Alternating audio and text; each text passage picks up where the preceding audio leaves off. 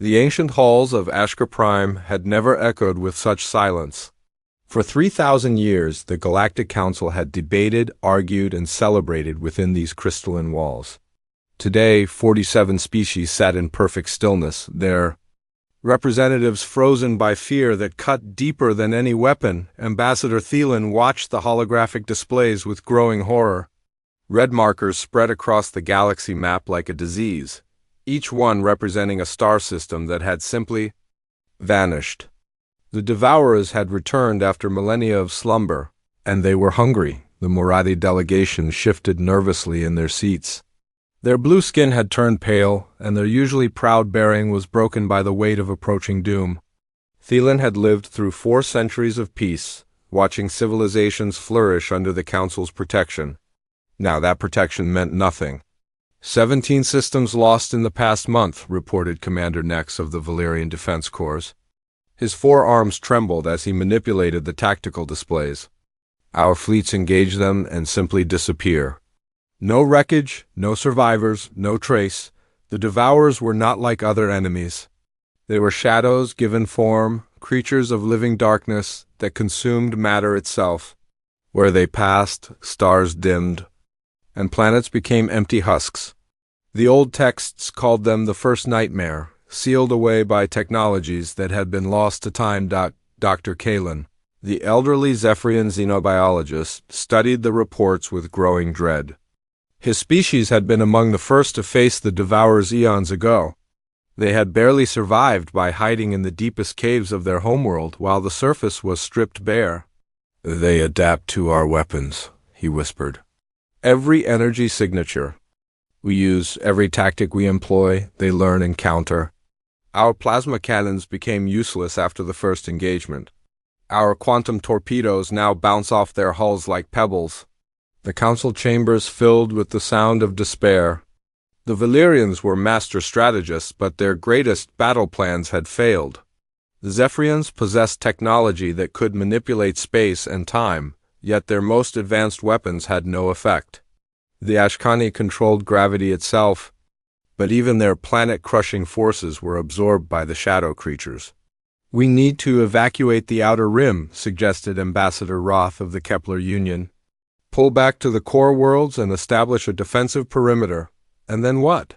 Thielen snapped. "Wait for them to consume the galaxy piece by piece?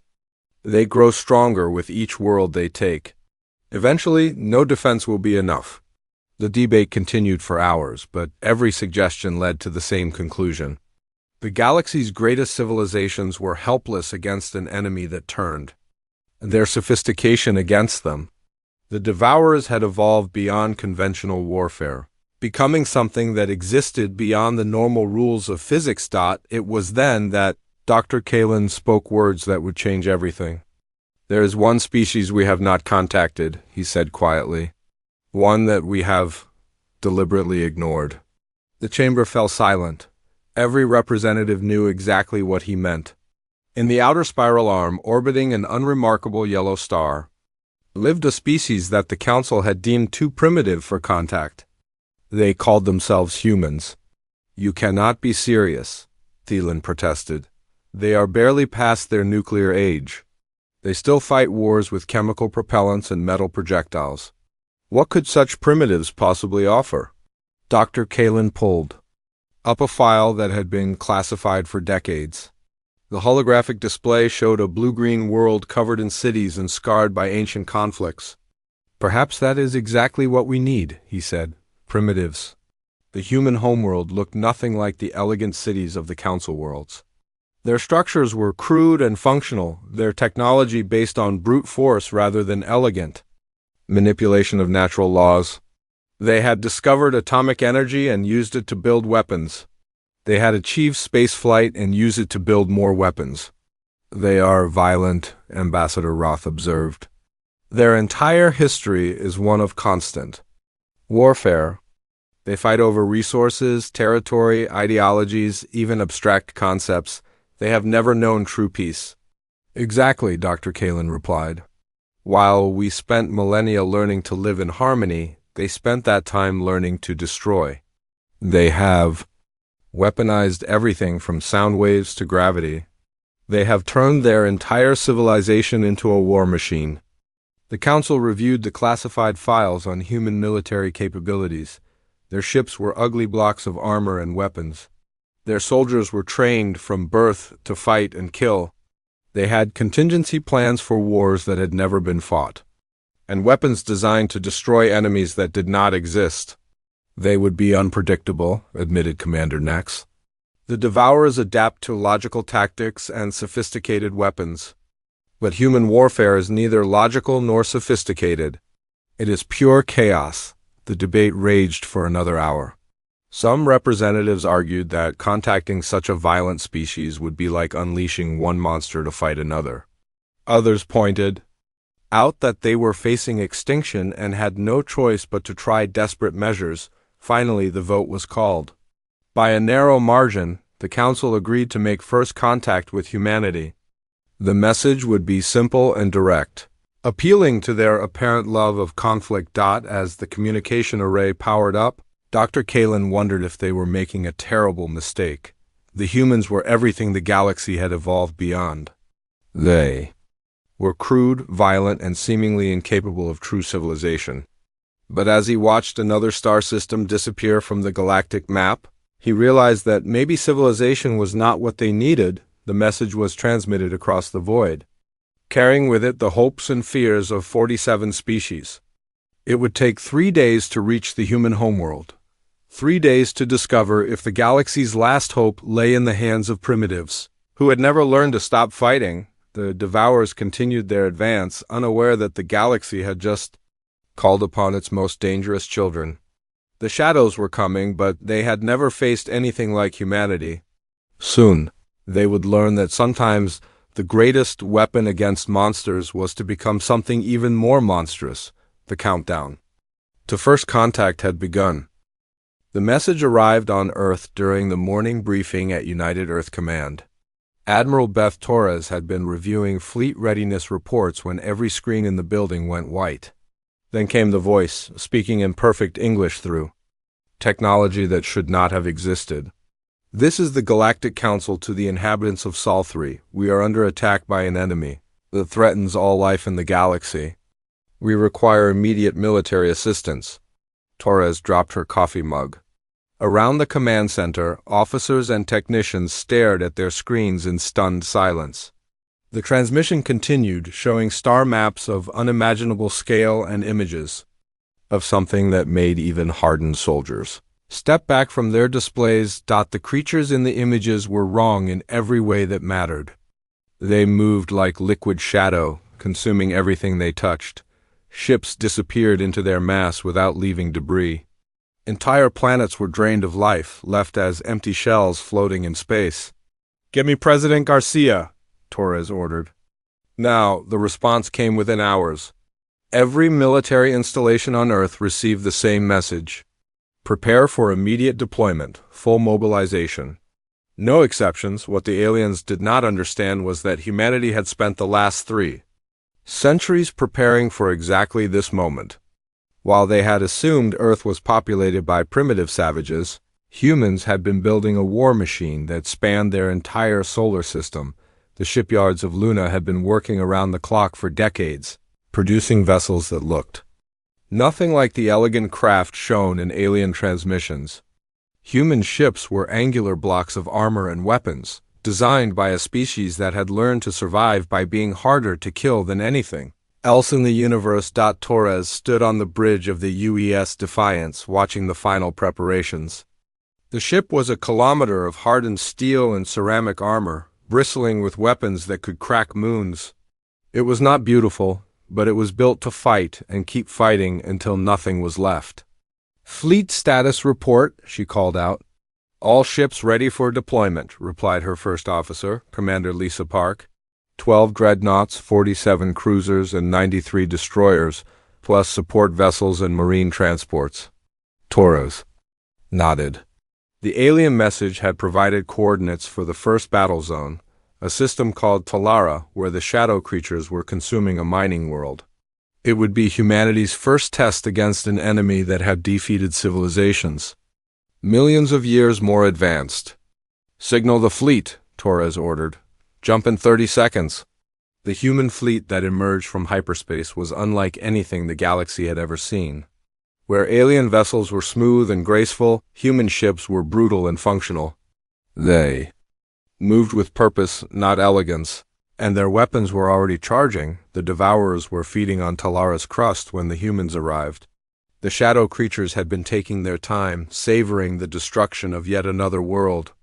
They had grown used to alien fleets that approached cautiously. Trying to understand their enemy before engaging, humans did not approach cautiously. All ships open fire, Torres commanded. The response was immediate and devastating. Nuclear warheads detonated in brilliant flashes, each one carrying the destructive power of a small star.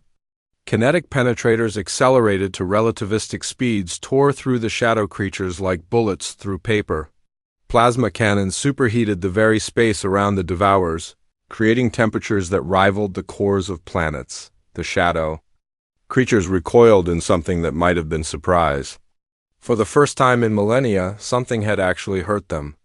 Their forms writhed and twisted as they tried to adapt to the human weapons, but the assault was too varied and too intense. Direct hit on the primary mass, reported the weapons. Officer, enemy formation is breaking up? Torres watched the tactical display with grim satisfaction. The Devourers were pulling back, their coordinated assault fragmenting into desperate retreat. Around her the crew cheered, but she remained focused on the battle. Pursue and destroy, she ordered. Do not let them regroup. The human fleet gave chase, their weapons hammering the fleeing shadow creatures. What had been a methodical consumption of a world became a rout as the Devourers encountered an enemy that fought back with savage efficiency. Ambassador Thielen watched the battle from his observation ship, his mind struggling to process what he was seeing. The humans were not just winning, they were dominating. Their crude weapons were tearing apart creatures that had shrugged off the galaxy's most advanced technology. How is this possible? He whispered. Dr. Kalen, monitoring the engagement from his scientific station, had the answer. They are not trying to understand the enemy, he said in amazement. They are simply trying to kill it. The battle lasted 6 hours. When it ended, the Devourer presence in the Talara system had been completely eliminated. The shadow creatures had fled to darker corners of space, leaving behind a mining world that would live to see another day. Torres received the alien fleet's congratulations with typical human directness. Thank you for the tactical data, she told Ambassador Thielen. We will need coordinates for the next battle zone. You mean to continue? Thielen asked. We mean to win, Torres replied. That is what we do.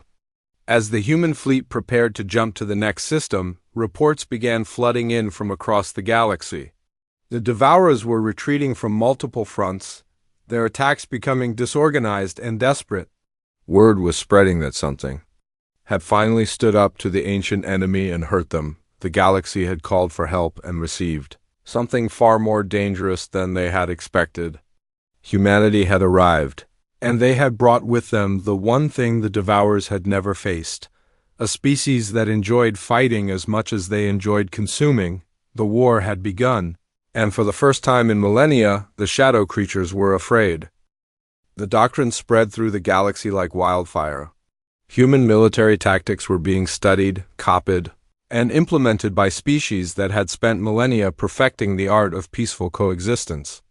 The results were as shocking as they were effective. Captain Roy Hunter had been leading the destroyer Havoc through the Centauri sector when the distress call came in. The research station at Centauri Outpost was under attack, surrounded by 3 massive Devourer bioships that were slowly draining the life from the facility. Most commanders would have called for reinforcements, developed a careful strategy, or attempted to negotiate with the enemy. Hunter did what humans did best. He improvised. Set course for the largest bioship, he ordered. Maximum acceleration. His crew looked at him with expressions that ranged from admiration to concern. They had served with Hunter for 3 years and knew his reputation for finding creative solutions to impossible problems. Sir, his first officer asked carefully, are we ramming them? Not exactly, Hunter replied, his hands dancing over the Engineering controls. We are delivering a very large explosive device at very high speed. The Havoc's fusion reactor had been designed with multiple safety systems to prevent catastrophic failure. Hunter disabled every single one of them, then began overloading the containment field.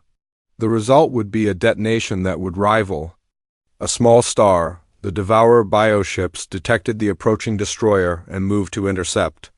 Their shadow tendrils reached out to consume the human vessel, but Hunter had timed his approach perfectly. The reactor went critical just as the Havoc entered the largest bioship's mass. The explosion was visible from 6 star systems away. The Devourer bioships simply ceased to exist, their matter converted to energy in a blinding flash. The research station survived, its 3 million inhabitants saved by one captain's willingness to sacrifice everything. The alien observers were horrified. Dr. Kalin, monitoring the battle from his command ship, watched the tactical display with growing unease. "They destroyed themselves to win," he whispered. "They actually destroyed themselves." Similar reports were coming in from across the galaxy. Human commanders were employing tactics that violated every principle of civilized warfare. They used asteroid fields as weapons, turning entire star systems into killing grounds. They deployed automated mines that would detonate when they detected Devourer energy signatures. They even began using their own ships as projectiles, loading them with explosives and programming them to seek out the largest enemy targets. General Patricia Stone exemplified this new approach to warfare. When the Devourers established a stronghold in the Helix Nebula, hiding among the gas clouds and cosmic debris, Stone's response was characteristically direct. "Clear the field," she ordered. "Ma'am?" her aide asked. "Everything. Every asteroid, every comet, every piece of debris larger than a baseball. If the enemy can hide in it, use it, or convert it, then it needs to be gone." The operation took 3 weeks. Human mining ships, converted to military use, systematically destroyed every solid object in the nebula.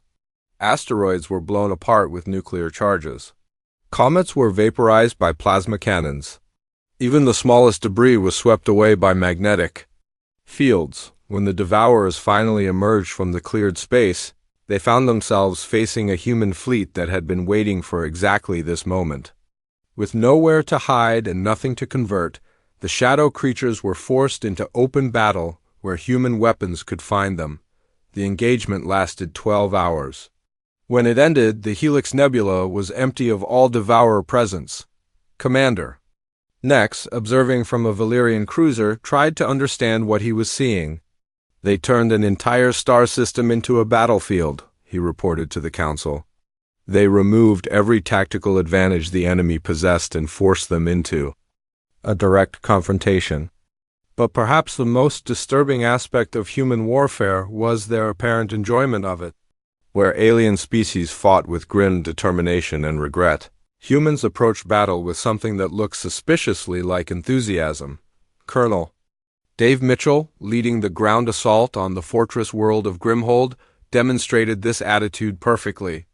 The Devourers had converted the planet's surface into a maze of biomechanical defenses, creating a nightmare landscape of living weapons and adaptive barriers. Mitchell's response was to play music during the assault. Loud, aggressive music that he broadcast on all frequencies while his Marines advanced through the Devourer defenses. The sound of guitars and drums mixed with the noise of explosions and gunfire, creating a symphony of destruction that seemed to energize the human forces. "Why do they do this?" Ambassador Thielen asked Dr. Kalin, who was monitoring the assault from orbit. "I believe," the old scientist replied, "that they are having fun." The assault on Grimhold lasted 2 days. When it ended, the Devourer fortress had been reduced to smoking ruins, and the human forces were already planning their next attack. Mitchell's final report to command was typically brief. "Objective secured, enemy eliminated, ready for next assignment."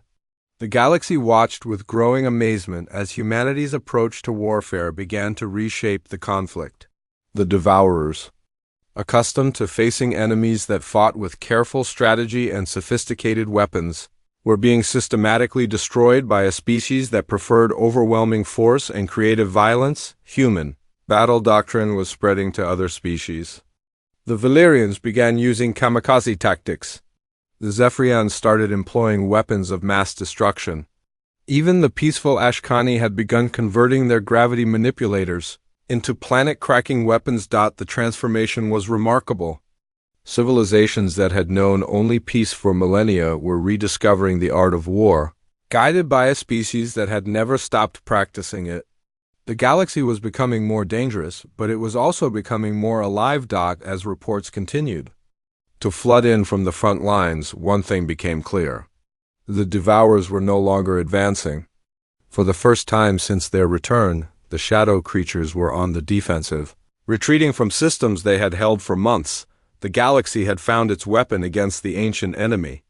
It was crude, violent, and utterly without mercy. It was humanity, and it was working. The ancient megastructure known as the Shattered Ring had been a marvel of engineering when it was built. Stretching across 3 million kilometers of space, it had once housed billions of beings from dozens of species. Now it pulsed with malevolent life.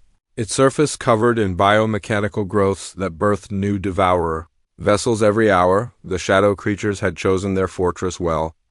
The ring's massive structure provided endless material for conversion, and its position at the junction of 7 major trade routes made it the perfect staging ground for their renewed assault on the galaxy. Admiral Torres stood in the command center of the Defiance, studying the tactical displays with growing concern. Intelligence reports showed that the Devourers were preparing something unprecedented. The bioships emerging from the ring were larger and more sophisticated than anything seen before. "How long until they complete their build-up?" she asked her intelligence officer. "Estimates range from 6 to 8 weeks, came the reply. "After that, they will have enough ships to overwhelm any defense we can mount." The Galactic Council's plan was elegant in its complexity.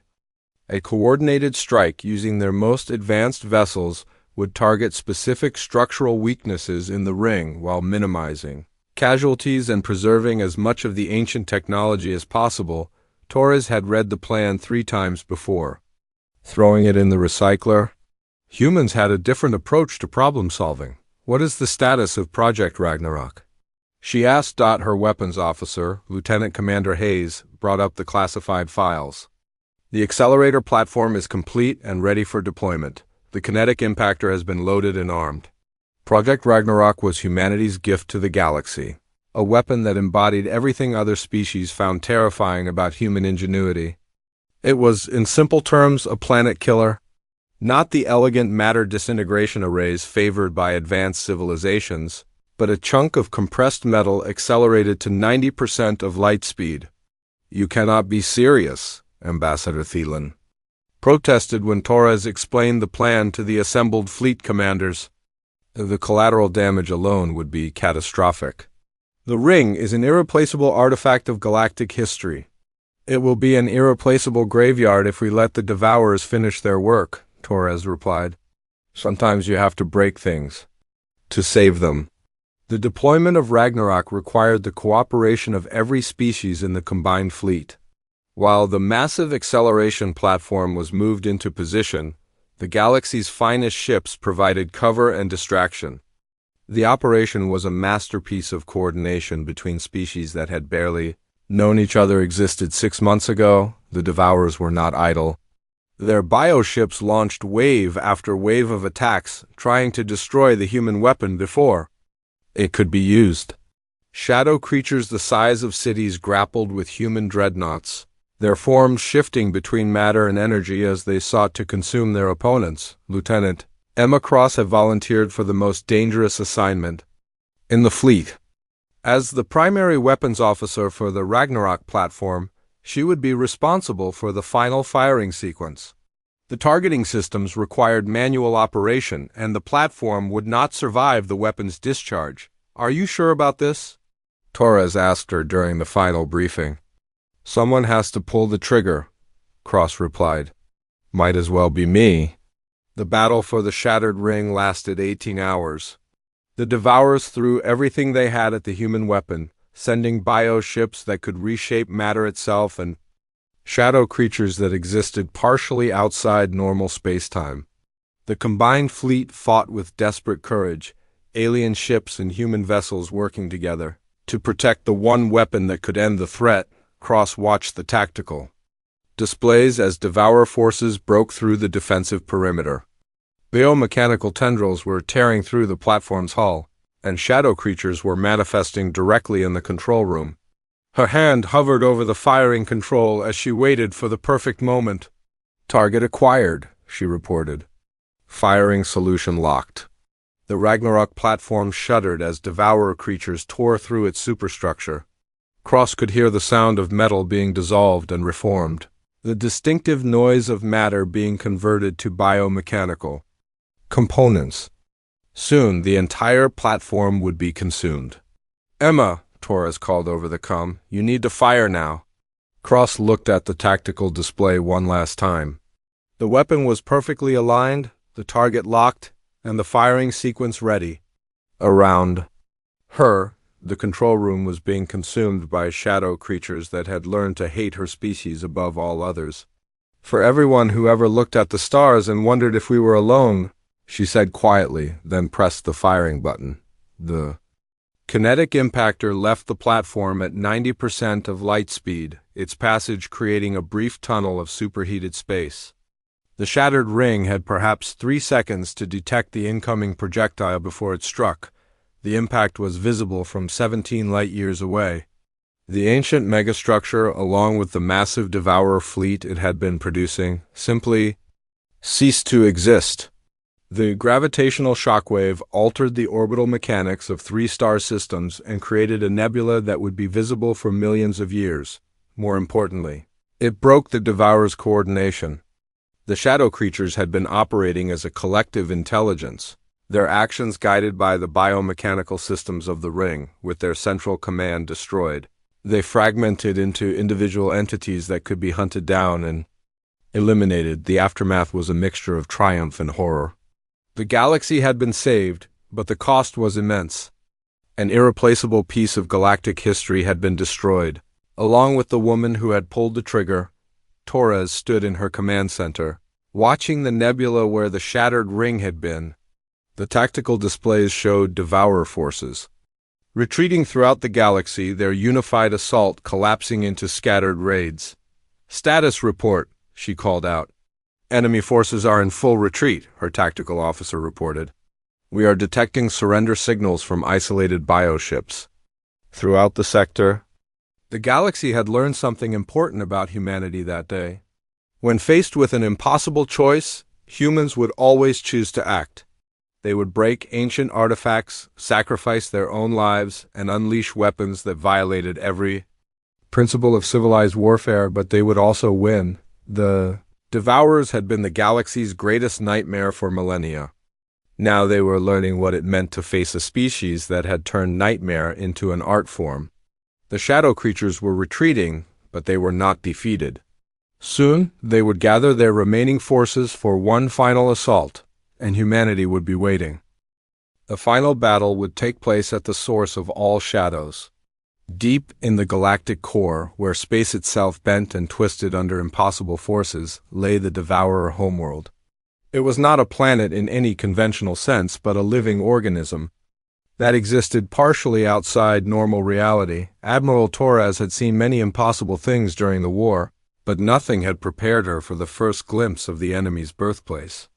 The dark world pulsed with malevolent energy, its surface writhing with movements that hurt to watch. Around it, space itself seemed diseased, infected with patches of absolute darkness that consumed light and matter alike. "Sensor readings are inconsistent," reported the science officer. "The object appears to be roughly Earth-sized, but our instruments register it as both solid and incorporeal. It exists in our dimension and several others simultaneously." The combined fleet had followed the retreating Devourers to their source, a journey that had taken them through regions of space where physics became suggestions rather than laws. Human ships had endured the journey through brute force, their crew surviving conditions that should have driven them insane. "Hull integrity holding at 67%, Commander Park reported. "Artificial gravity is failing on multiple decks and the coffee machine is somehow making tea. But we are still functional. Torres nodded grimly. The approach to the dark world had been a nightmare of reality distortions and temporal anomalies. Alien vessels, no matter how advanced, had begun to fail as their sophisticated systems tried to adapt to impossible conditions. Human technology, crude but reliable, had simply ignored the contradictions and continued working. The dark world began to respond to their presence. Tendrils of shadow reached across space, not attacking but examining the approaching fleet. When they touched the alien ships, those vessels began to age rapidly, their hulls corroding and their crews falling into despair. The human ships were different. When the shadow tendrils touched them, the darkness recoiled as if burned. Something about human technology, or perhaps human stubbornness, was inherently resistant to the reality-warping effects of the Devourer homeworld. Dr. Sarah Kim, a xenobiologist attached to the fleet, had been studying the phenomenon since their arrival. Her readings showed something unprecedented. The entity is not just a creature, she reported to the command staff. It is a manifestation of the galaxy's own fear. It has grown strong by feeding on the terror and despair of countless civilizations. So, how do we kill fear? Torres asked. Kim looked at the data streaming from the human ships. We do not kill it. We give it something it cannot digest. The battle began with the dark world's attempt to impose its will upon reality itself. Waves of entropy swept through the fleet, aging ships decades and seconds and filling crew members with overwhelming despair. The very concept of hope began to fade as the entity projected its influence across space. Alien vessels, their crews succumbing to cosmic horror, began to retreat or simply shut down. Their sophisticated minds could not process the fundamental wrongness of what they faced.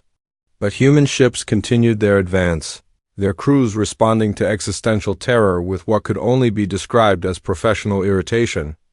Enemy is attempting to alter local space-time, reported the tactical officer. Recommend we ignore it and continue firing.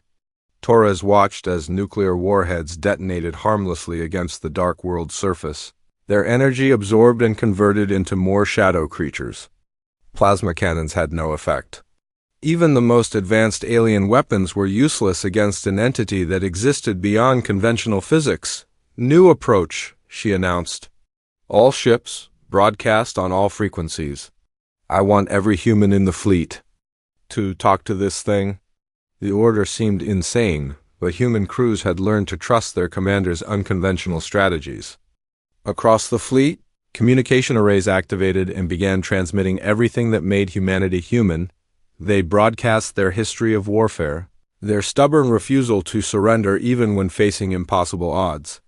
They transmitted recordings of human music, the sound of voices raised in defiance against the darkness. They sent images of Earth, a world scarred by countless conflicts, but still alive, still fighting. Most importantly, they broadcasted their absolute refusal to be afraid. The effect was immediate and dramatic. The dark world began to convulse, its surface rippling with waves of confusion and pain. The entity had fed on fear for eons, growing stronger with each civilization that cowered before its power. But humanity was offering it something else entirely. It is trying to process human defiance, Dr. Kim reported, her voice filled with wonder. It does not understand a species that responds to terror with aggression. The shadow creatures emerging from the dark world began to falter, their forms becoming unstable as they encountered human thoughts that refused to be consumed. Where other species had offered fear and despair, humanity was broadcasting pure, concentrated stubbornness. Colonel Mitchell, leading the marine assault on the dark world surface, summed up the human attitude perfectly. You want to scare us? He shouted into his communicator as his troops advanced through landscapes of living nightmare. We have been scaring ourselves with horror movies for centuries. You are going to have to try harder than that. The Marines fought their way through biomechanical defenders that violated every law of physics, their weapons tearing through creatures that should not have been able to exist. Where alien soldiers would have been paralyzed by the impossibility of their situation, humans simply adapted and continued fighting. The breakthrough came when Lieutenant Davis, a communications specialist, made a crucial observation. The entity is not just feeding on fear, she reported. It is made of fear. Every act of terror, every moment of despair from the past million years has been absorbed into its structure. Torres understood immediately. Then we give it something to be afraid of. The human fleet began broadcasting their most potent weapon, the promise that they would never stop fighting. They transmitted recordings of human resistance movements, stories of people who had continued fighting against impossible odds.